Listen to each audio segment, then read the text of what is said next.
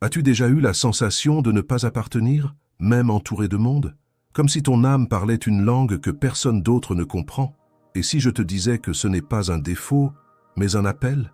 Oui, il existe un type de personne qui ressent trop, pense trop, et pour cette raison vit en silence. Mais le monde est en train de changer, et ceux qui portent cette intensité sont sur le point de découvrir que ce qui a toujours semblé être un poids est en réalité leur plus grand pouvoir. Reste avec moi, car dans les prochaines minutes, tu vas comprendre pourquoi ta douleur n'a jamais été un signe de faiblesse, mais la preuve que tu es en train de t'éveiller à quelque chose que la plupart des gens ne prennent même pas la peine d'entrevoir. Certaines personnes vivent comme si elles étaient des invités en elles-mêmes, comme si leur propre esprit était une maison où personne n'entre, où l'écho des émotions résonne dans de longs couloirs vides. Peut-être que tu comprends ce que je veux dire. Peut-être que tu as déjà ressenti ce silence lourd, même dans des lieux bruyants. Tu as déjà essayé de sourire pour t'intégrer, mais au fond, quelque chose criait, quelque chose que personne n'entendait. Comme si tu étais le seul réveillé au milieu d'une multitude qui insiste pour dormir. Et non, ce n'est pas de l'exagération, c'est de la sensibilité, c'est de la lucidité. Et même si on tente de te convaincre du contraire, ressentir trop n'a jamais été une malédiction. C'est le signe que tu vois au-delà des apparences. Depuis très tôt, tu as senti qu'il y avait en toi quelque chose qui ne s'ajustait pas. Alors que les autres suivaient le flux avec facilité, tu t'arrêtais pour questionner. Alors que tous riaient, tu percevais le poids derrière les sourires. Alors que la majorité acceptait, tu demandais « Mais pourquoi est-ce ainsi ?» Et peu à peu, tu as compris que le monde ne sait pas quoi faire de ceux qui ressentent trop. Tu as commencé à cacher tes émotions, à faire taire tes pensées profondes, à dissimuler tes intuitions, juste pour paraître normal, juste pour ne pas déranger, juste pour rentrer dans le cadre. Mais cette tentative de t'adapter t'a lentement éloigné de toi-même. Carl Jung disait que le privilège d'une vie est de devenir réellement qui l'on est. Mais que faire quand ce processus te laisse seul? Et quand être toi signifie perdre des gens, des espaces, des soutiens? Est-ce vraiment un privilège? Ou serait-ce une sorte de condamnation sacrée? Une traversée que peu ont le courage d'affronter? Car la vérité est qu'il existe un type d'âme qui ne peut pas faire semblant, qui ne sait pas se mentir à elle-même, qui ne supporte pas de vivre à moitié. Et ces âmes, bien que rares, portent en elles les graines d'un monde qui n'est pas encore né. Tu as l'impression que tout en toi descend plus profondément, l'amour, la douleur, les questions, les rêves. Et le monde, superficiel dans sa précipitation, juge souvent cette profondeur comme de l'exagération. On te dit que tu compliques trop, que tu devrais être plus léger, que tu devrais prendre les choses plus facilement. Mais ce qu'ils appellent complication est, en réalité, conscience. Ton esprit ne se contente pas de la surface. Ton âme refuse de vivre en pilote automatique. Tu cherches la vérité. Et là où il y a vérité, il n'y a pas de place pour les faux semblants. Mais cette quête a un prix, celui d'être vu comme étrange, difficile, trop sensible. Tu as déjà essayé de t'intégrer. Bien sûr que tu as essayé. Tu as tenté d'être plus discret, plus souriant, plus normal. Mais le masque glisse. Et lorsqu'il tombe, ce qui reste est l'essence que tu as passé ta vie à protéger. Et cette essence, malgré tant de tentatives de la réduire au silence, continue de vivre. Elle continue de battre, parce qu'elle sait, tu n'es pas venu au monde pour te modeler à lui. Tu es venu pour le défier, pour le questionner, pour montrer qu'il existe une autre façon de vivre, une façon plus vraie, plus profonde, plus connectée à l'âme. Mais le monde a peur de cela, peur de ce qui est réel, peur de ce qui ne peut être contrôlé, peur de ce qui révèle trop. C'est pourquoi tant de gens s'éloignent lorsque tu commences à te montrer tel que tu es, non pas parce que tu es dans l'erreur, mais parce que tu reflètes en eux ce qu'ils préfèrent t'ignorer. Tu vois ce qu'ils cachent, tu ressens ce qu'ils nient, tu poses les questions auxquelles ils ne veulent pas répondre. Et ce miroir dérange, car personne n'aime être confronté à ses propres ombres. Alors, au lieu de les affronter, ils préfèrent t'éviter. Mais écoute bien, tu n'es pas brisé, tu es éveillé. Et cela change tout. Jung appelait cet état une conscience différenciée, un esprit qui perçoit des couches de la réalité que la majorité n'imagine même pas. Mais vivre avec cette sensibilité, c'est comme avoir la peau de l'âme à vif. Tu ressens le monde avant de le comprendre. Tu absorbes les énergies. Tu captes les émotions. Tu entres dans une pièce et tu sais déjà qui est blessé, même si tous sourient. Mais ne te trompe pas. Ce n'est pas une malédiction. C'est un don. Un don qui, lorsqu'il est compris, peut devenir force, clarté et direction. Oui, il existe une douleur qui n'apparaît dans aucun examen, une fatigue qui ne vient pas du corps mais de l'âme, la fatigue de se sentir toujours déplacé, l'effort de tenter d'être compris dans un monde qui ne valorise que ce qui est superficiel, rapide et commode. Tu as déjà été à des dîners où tout le monde souriait, et pourtant tu t'es senti plus seul que dans ta chambre, dans le noir, en silence. Tu as déjà entendu de belles paroles dites avec un ton vide, déjà reçu des promesses sans âme, déjà vu des gens s'éloigner simplement parce que tu as osé dire ce que tu pensais. Et chacune de ces expériences t'a fait te demander « Est-ce que le problème, c'est moi ?» Mais non, le problème n'a jamais été toi. Le problème est un monde qui a perdu l'habitude de gérer ce qui est vrai. Jung appelait cela l'individuation, le processus par lequel une personne devient réellement elle-même, en brisant les masques sociaux pour vivre selon son essence. Mais cela exige du courage et de la solitude, et énormément d'amour de soi. Parce que lorsque tu commences à devenir qui tu es vraiment, le monde tente de te ramener dans son moule, dans sa zone de confort, dans la normalité. Et c'est là que réside le défi. Continuer à te choisir même quand tout autour de toi te demande de t'abandonner. Ressens-tu trop? Perçois-tu trop? Intuis-tu trop? Alors tu es rare. Et être rare en des temps de superficialité est presque une forme de résistance. Ta douleur, ton agitation, ton intensité, tout cela est une matière première de transformation. Le monde ne sait pas encore comment gérer cela, mais il devra apprendre. Car ce sont des personnes comme toi qui portent les clés d'un nouveau temps. Des personnes qui n'acceptent pas les réponses toutes faites, qui ne prétendent pas aller bien juste pour plaire, qui vivent en friction avec le système parce qu'elles sont en syntonie avec quelque chose de plus grand. Jung parlait de la fonction transcendante, la capacité de soutenir le paradoxe, de ne pas se précipiter pour sortir de l'inconfort, mais de l'habiter jusqu'à ce qu'une nouvelle conscience en émerge. Et c'est exactement ce que tu as fait, même sans t'en rendre compte. Tu as soutenu des doutes, des silences, des douleurs. Tu as porté la tension entre ce que le monde est et ce qu'il pourrait être. Et cela, bien que fatigant, est révolutionnaire. Parce que pendant que beaucoup fuient leur propre vérité, toi, tu la regardes en face. Pendant que d'autres s'adaptent, tu te demandes si cela vaut la peine de payer le prix de la conformité avec ta propre âme. Et peut-être est-ce pour cela que tu ressens ce poids. Parce que tu portes en toi la carte d'une humanité qui ne s'est pas encore éveillée. Et ce fardeau n'existe que parce que tu as été créé pour ouvrir des chemins nouveaux, non pour répéter les anciens. Tu es la transition, l'intervalle entre l'ancien et le nouveau, le chaos qui précède la guérison, le doute qui précède l'éveil. As-tu déjà remarqué que même en essayant de t'expliquer, personne ne semble vraiment comprendre ce que tu ressens, comme si tes mots arrivaient, mais ne touchaient pas, comme si malgré tous tes efforts pour traduire ce que tu vis à l'intérieur, l'autre n'entendait que la moitié de la phrase. La vérité est que pour ceux qui sentent avec l'âme, parler avec ceux qui vivent en pilote automatique est un peu comme essayer d'enseigner la poésie à quelqu'un qui ne lit que des manuels. Ce n'est pas de l'arrogance, c'est un abîme de perception. Car pendant que certains entendent ce qui est dit, toi, tu captes ce qui est tu. Pendant que beaucoup attendent leur tour pour parler, toi, tu écoutes le non-dit. Et cette sensibilité profonde n'est pas une erreur, c'est un radar, un don rare. Mais ce don, lorsqu'il n'est pas compris, se transforme en solitude. Tu as sans doute déjà vécu ce type d'éloignement. Des personnes qui s'approchent puis disparaissent d'un coup. Des gens qui disent admirer ta vérité mais fuient au premier choc émotionnel. Et cela laisse des marques. Peu à peu, naît en toi un sentiment d'inadéquation, comme si tu étais trop, même pour ceux qui disent t'aimer. Mais je dois te rappeler ceci, le problème n'est pas d'être trop. Le problème est que le monde s'est habitué au trop peu, trop de gens déguisés, trop de relations sans âme, trop de mots sans présence. Et puis, il y a toi, entier, profond, avec des yeux qui voient au-delà. Et cela dérange, parce que ta présence met en lumière ce que les autres préfèrent cacher. Et ce n'est pas tout. Plus tu te plonges en toi-même, plus tu réalises comme tout autour de toi semble devenu petit. Petites conversations, petits drames, petits échanges. Tu commences à ressentir une fin de quelque chose de plus grand, de plus authentique, de plus vrai. Mais le monde n'offre pas cela facilement. Au contraire, il insiste pour te distraire. Sourire forcé, objectif vide, promesses qui ne se tiennent jamais. Et toi, parce que tu as une grande âme, tu ne te contentes pas de peu. Et tu commences à penser que c'est une faute, mais ce n'en est pas une. C'est ton âme qui t'appelle. Elle dit, tu n'es pas né pour te contenter du superficiel. Et c'est ici que commence ton véritable chemin.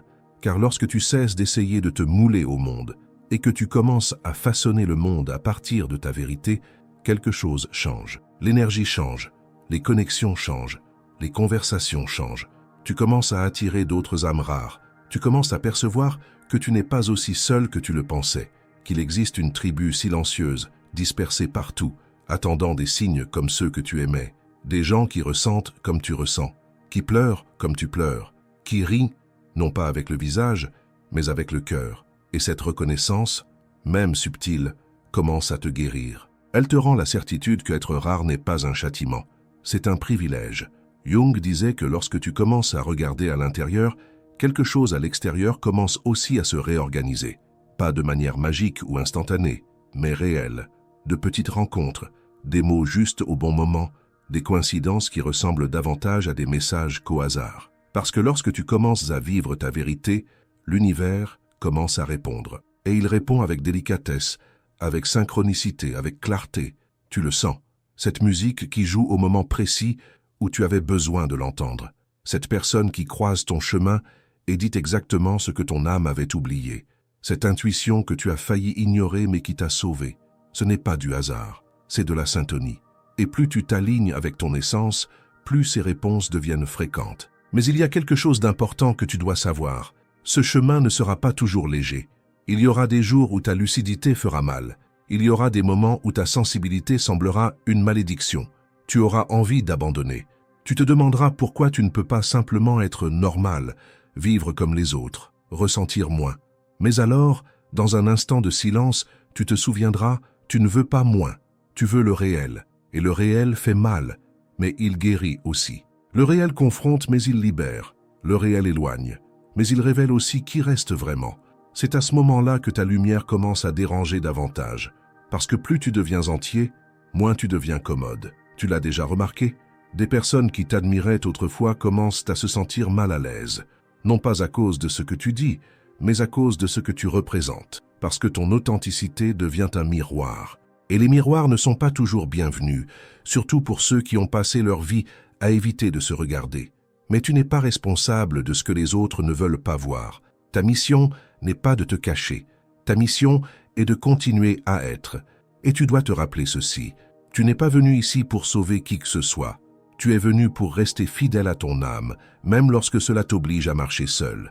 Car cette marche est la tienne, cette découverte est la tienne. Et même si elle fait mal, elle est aussi le portail vers tout ce que tu as toujours recherché. L'amour véritable, la connexion profonde, la paix réelle. Mais pour y parvenir, tu dois traverser cette vallée de déconnexion. Tu dois laisser partir ceux qui ne peuvent pas te suivre. Tu dois lâcher ce que tu pensais nécessaire, mais qui aujourd'hui ne fait que peser.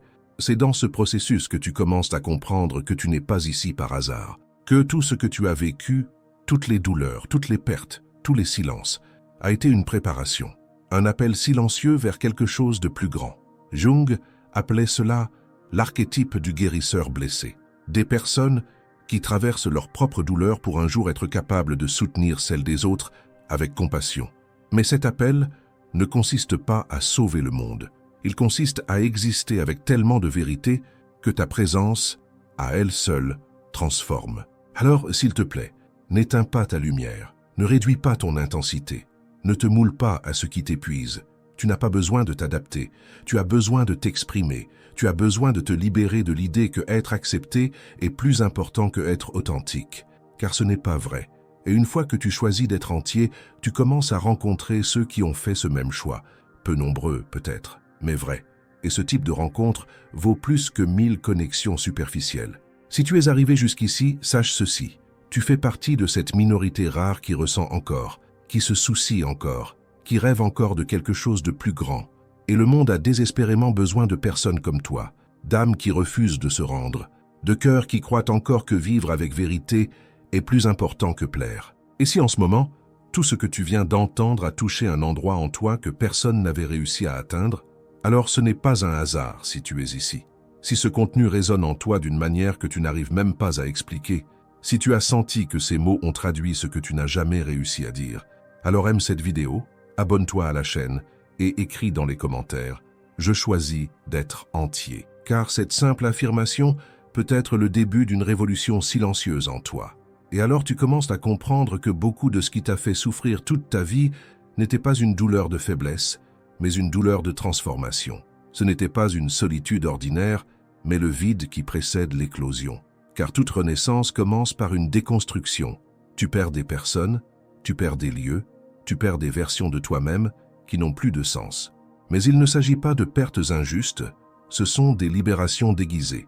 C'est comme si la vie, dans sa sagesse silencieuse, te poussait hors de tout ce qui t'empêchait de voir qui tu es réellement. Petit à petit, tu comprends que tu n'as plus rien à prouver, ni à justifier ton intensité, ni à t'excuser pour ta sensibilité, ni à t'expliquer chaque fois que tu décides d'exprimer ce que tu ressens. Tu apprends que vivre ta vérité est, en soi, un acte de courage, et que le silence des autres n'est pas un rejet mais une peur. Peur de la profondeur, de la vérité, de la liberté émotionnelle que tu représentes, car ta présence n'est pas neutre, elle est une invitation et en même temps un défi. Elle est un miroir pour ceux qui ne veulent pas encore se voir. Et dans cet espace où les masques commencent à tomber, tu commences à construire une nouvelle base, non plus fondée sur le besoin d'être aimé, d'appartenir ou d'être accepté, mais sur la solidité de ta propre âme. Une âme qui a déjà saigné mais qui a aussi appris à se guérir. Une âme qui s'est brisée tant de fois qu'elle reconnaît désormais ses fissures comme des portes d'entrée pour la lumière. Tu deviens, enfin, quelqu'un qui n'a plus besoin d'être compris pour se sentir entier. Quelqu'un qui ne vit plus en fonction des attentes des autres, mais de sa propre conscience. Et cela change tout. Cela change la manière dont tu te relationnes, dont tu choisis, dont tu te positionnes dans le monde. Car maintenant, au lieu de te courber pour rentrer dans le cadre, tu t'élargis. Au lieu de mendier de l'affection, tu offres ta présence. Et peut-être, pour la première fois de ta vie, tu commences à sentir que être seul n'est pas la même chose que être perdu. C'est simplement l'intervalle sacré entre qui tu étais et qui tu es en train de devenir. C'est le silence dans lequel ta voix intérieure peut enfin être entendue. Tu commences à valoriser d'autres choses, non plus l'approbation, le succès extérieur, les conquêtes qui impressionnent, mais ne remplissent pas. Tu commences à chercher du sens. Tu commences à choisir la profondeur plutôt que la quantité. Tu commences à dire non plus facilement, non pas par dureté, mais par soin de toi. Tu réalises que la paix n'a pas de prix, que la légèreté d'être toi, même avec les risques, même avec les jugements, vaut infiniment plus que le poids d'essayer de convenir à tous. Ce tournant n'arrive pas du jour au lendemain, il vient peu à peu, dans des conversations qui ne résonnent plus, dans des lieux autrefois confortables qui soudain paraissent étroits, dans des amitiés qui se dissolvent sans conflit, simplement par désaccord d'âme. Il vient sous forme de silence, d'éloignement, de petites morts émotionnelles. Mais avec le temps, tu comprends. Tu n'es pas en train de perdre le monde, tu es en train de te trouver. Et c'est dans ce processus que l'amour de soi cesse d'être un beau concept et devient une pratique quotidienne. Tu te regardes dans le miroir avec d'autres yeux. Tu ne rougis plus de ta sensibilité. Tu ne t'excuses plus pour ton intensité. Tu ne te rétrécis plus pour ne déranger personne. Au contraire, tu commences à occuper ton espace avec fermeté, douceur et présence. Car maintenant tu sais, être entier peut éloigner certaines personnes, oui, mais cela attire aussi celles qui te cherchaient sans le savoir. Et c'est dans cet espace d'authenticité que la vie commence à se réorganiser autour de toi. Ce qui semblait difficile se met à circuler. Ce qui était confus devient clair. Les réponses que tu cherchais à l'extérieur commencent à apparaître à l'intérieur. Et tu comprends enfin que le monde extérieur est le reflet de ta fréquence intérieure. Plus tu t'alignes avec ta vérité, plus les bonnes portes s'ouvrent, plus les rencontres justes surviennent, plus tout commence à faire sens.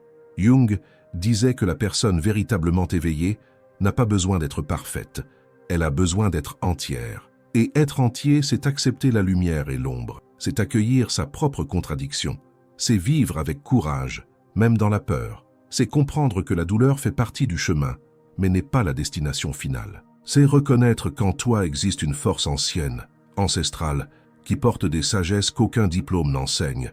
Et lorsque tu commences à faire confiance à cette force, tout change. Tu arrêtes de te comparer, tu arrêtes de courir après les validations, tu arrêtes de mesurer ta vie avec la règle des autres, et tu commences, enfin, à vivre ta propre histoire, avec toutes ses imperfections, mais avec une authenticité totale. Parce que tu comprends qu'il n'existe pas de chemin juste ou faux, il n'existe que le chemin vrai, celui qui vibre avec ton âme, qui résonne avec ton cœur, qui te fait te sentir vivant, même lorsque tout semble sombre. Et peut-être est-ce à ce moment-là que tu commences à voir ta douleur autrement, non comme une punition, mais comme une invitation, non comme quelque chose à éviter, mais comme un maître déguisé, car c'est la douleur qui t'a brisé. Oui, mais c'est elle aussi qui t'a montré où se trouvaient les fêlures par lesquelles la lumière pouvait entrer. Et maintenant, plus conscient, plus entier, tu réalises. C'était nécessaire. C'était dur, mais nécessaire. Les ruptures, les pertes, les silences, les éloignements, tout cela faisait partie d'un plan plus grand. Éveiller en toi ce que personne d'autre ne pouvait faire à ta place. C'est cet effondrement intérieur qui a permis la renaissance de ta vérité. Et même si cela a fait mal, aujourd'hui tu sens que tu es enfin sur le bon chemin, le chemin du retour vers toi-même. Et en le suivant, tu deviens aussi un phare pour les autres, même sans t'en rendre compte, même sans le vouloir. Ta manière d'être commence à inspirer, ton courage commence à libérer, ta présence commence à apaiser ceux qui portent des douleurs qu'ils n'arrivent pas à nommer, parce que tu vibres maintenant autrement. Et cette vibration, même silencieuse, communique. Et le plus beau dans tout cela, c'est que tu n'as pas besoin de faire d'efforts. Tu n'as pas besoin de t'expliquer, de te prouver, de te justifier. Tu as seulement besoin d'être, être qui tu es, en entier, sans masque, sans armure, sans peur. Car le monde n'est peut-être pas prêt, mais toi, tu l'es. Et c'est le premier pas pour que tout change. Puis, lorsque tu acceptes pleinement qui tu es, sans demander la permission d'exister, quelque chose en toi s'apaise. Non pas parce que le monde a changé, mais parce que tu n'as plus besoin qu'il change pour vivre en paix. Tu comprends enfin que la liberté véritable n'est pas de tout contrôler, mais de cesser de lutter contre ta propre essence. C'est lorsque tu arrêtes de te modeler pour rentrer dans un cadre et que tu commences à t'étendre pour déborder. Et dans ce débordement, tu commences à vivre une vie plus tienne, plus sincère, plus connectée. Une vie où il n'y a pas de place pour les faux semblants, où tu ne mendies plus l'appartenance, où la solitude cesse d'être ennemie et devient refuge sacré. Tu marches différemment, non parce que tu as trouvé toutes les réponses, mais parce que tu n'as plus peur des questions. Tu portes tes douleurs avec dignité, non comme un poids, mais comme les marques de quelqu'un qui a traversé des incendies intérieurs et qui a malgré tout choisi de fleurir. Tu regardes les autres avec compassion, même s'ils ne te comprennent pas. Tu pardonnes au monde de ne pas savoir gérer ta profondeur, car maintenant tu sais, tout le monde n'est pas venu pour plonger. Certains ne sont là que pour tremper les pieds. Et c'est très bien ainsi, parce que tu n'essaies plus de tirer qui que ce soit vers toi. Tu es simplement en train de vivre ta vérité. Et cela, en soi, est déjà une révolution. Tu te réconcilies avec ta sensibilité. Tu comprends que ressentir trop est en vérité un super pouvoir, que percevoir ce que les autres ne perçoivent pas, voir les nuances, capter les subtilités, est un don. Parce que pendant que le monde court après la distraction, toi, tu t'assieds au centre de ton être et tu écoutes ce qui importe vraiment. Et cela change tout. Cela change tes choix. Cela change ta paix. Cela change ta présence. Tu deviens quelqu'un qui n'est plus à la merci des opinions, mais qui marche aux côtés de sa propre âme. Et le plus beau, c'est que même avec toutes les pertes, tous les silences, tous les « tu as changé » qu'on t'a lancé comme critique, tu restes entier.